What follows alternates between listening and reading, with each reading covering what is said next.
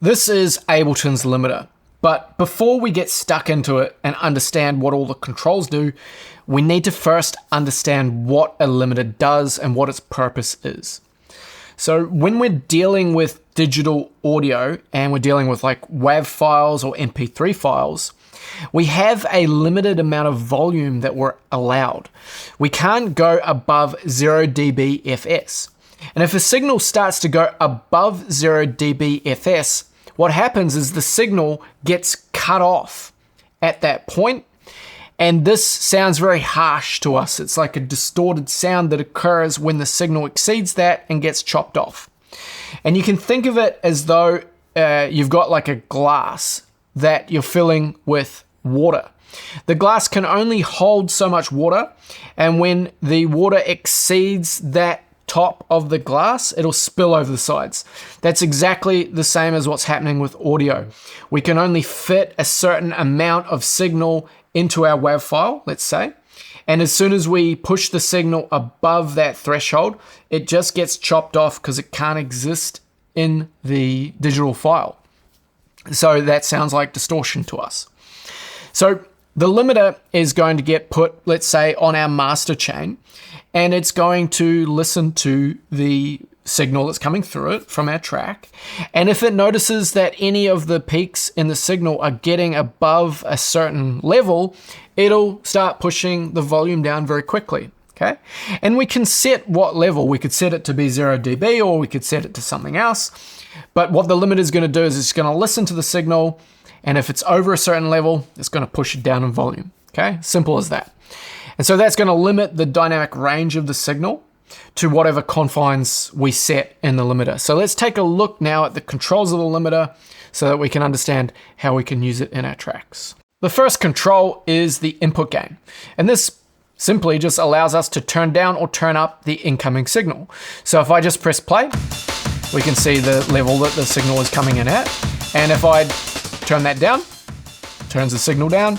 And if I push it up, it starts pushing more volume. And what's happening then as I get above 0 dB is it's starting to push so much volume that the limiter says, hey, actually, I need to turn this down because otherwise it's going to get too loud and clip. And so the limiter starts acting on it. So that next control here is the ceiling. So this is going to set the maximum volume that the limiter will output. Okay, so we've got the input volume, and then we've got the output volume controlled by the ceiling. And you can see down here the value. So negative 2.6 dB. So the maximum we can do is 0 dB, like we were talking about before. Or we could bring it all the way down to negative 24 dB. Okay. Now, if I set that to what a typical value of the ceiling would be, it would be negative 0.3 dB. And the reason we set it there is just so that we give ourselves just the tiniest little bit of headroom between the signal level and 0 dB, just to make sure that we're not anywhere near it and we're not going to be clipping at all. Next, we've got Lookahead. And Lookahead gives the limiter a little bit of a peek into the future so that it can understand the signal that's coming into it. So if we've got 1.5 milliseconds of time, the limiter can only look a little bit into the future to understand the peaks in the signal that are coming that the limiter may have to act on. If we give it, say, 6 milliseconds, it just gets that little bit more time to get ready to respond to the signal, to push it down if it needs to. And so, yeah, it's just like a little preemptive control that we can give it. And the reason why we're able to look ahead in time is because when you're playing back the signal, you're not playing it back exactly in time.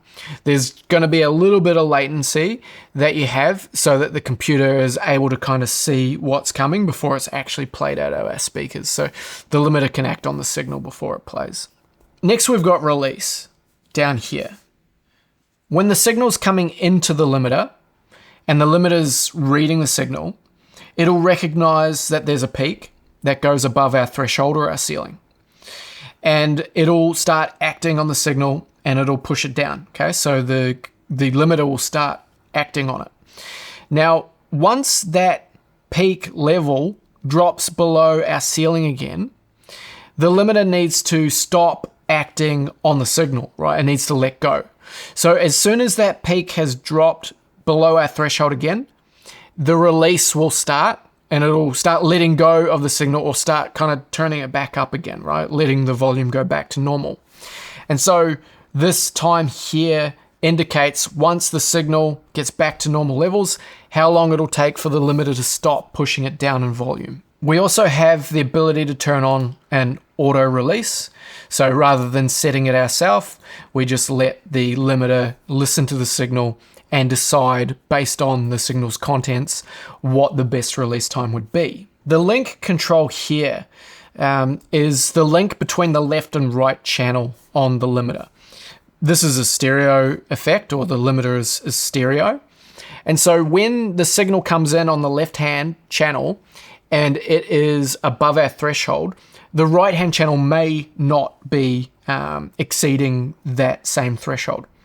And so what happens when linking is set to 100% is no matter whether it's just the left-hand signal peaking, the gain reduction or the volume that is pushing the signal down will get applied equally to the left and to the right signal, okay? If we turn the link all the way down to 0, then it will get independently applied to the left or the right, okay? So if the left gets loud, the left gets turned down. This can actually start affecting our stereo image. So you have to be careful with this, because as you could imagine, if I've got stereo content that is louder on one side of our signal and the limiter turns that down, it's evening out the volume difference, which is going to change our stereo field.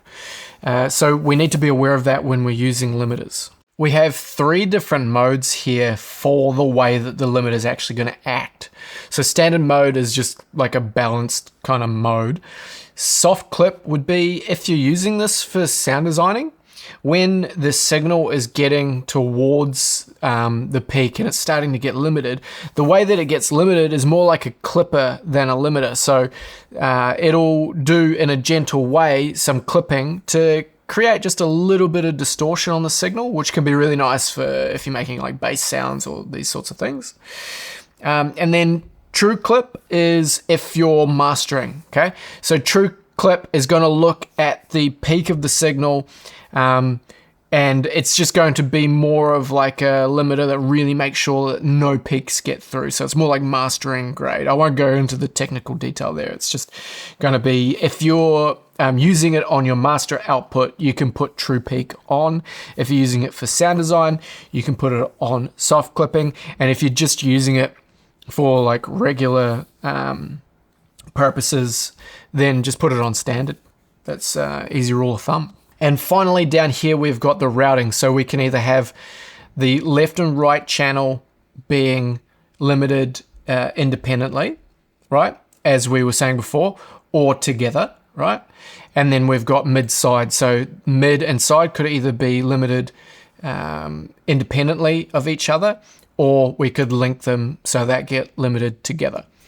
So that's all of the features of the device. Let's actually use it in practice, and I'll show you a little bit more. I'll show you how to use the limiter for sound design purposes. We'll put auto release on, and we'll leave the ceiling at negative 0.3 dB. We'll play around with that in a second. We'll keep it on left and right mode. Lookahead doesn't really matter so much for us right now. And we'll turn on soft clip. And I want to give you a bit of a demonstration on how this can add some color to our sound. So if I press play, if I give this like 6 dB and press play, we can hear there's a bit of aggression that's added to the sound. But if I pump that up a bit more to 8, you can really feel there's a nice bit of crunch that's been applied there. Right, so that's how we're using the soft clip mode to sort of clip the peaks a little bit, to add some grittiness and aggression to the signal, and to also just reduce the dynamics of the signal as well. If I compare that to standard, standard's just a little bit laid back and held back. Soft clip just gives it a bit of an edge and a bit more bite.